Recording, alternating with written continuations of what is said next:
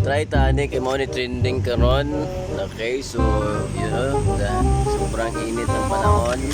Try tang mag-experiment na ng itlog nga maluto pa gyud ni. A few moments later. Yeah! Alright, so dahil ito yung trending ngayon sa social media, so siyempre tayo pauhuli sa uso ngayon na magluto din ng itlog Ninoy Kulas. Okay, so dahil sa tirik ng araw ngayon, okay, so sobrang init, so try din natin mag-experiment. Okay, so tingnan nyo guys, lagyan natin, nilagyan namin to ng yung kaha. Kanina pa mga almost 1 hour, lagyan natin ng konting power, konting oil. Okay, so tingnan natin kung maluluto ba itong itlog na scramble.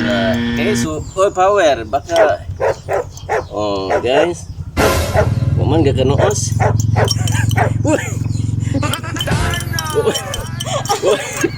Kuman gakanoos.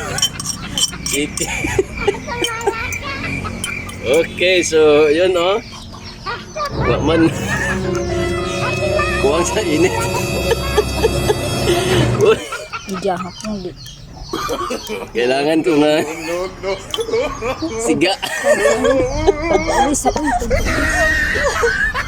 So babad mo na kunti natin ng mga 5 minutes. Kung maluto ba yung itlog Ninoy Kulas.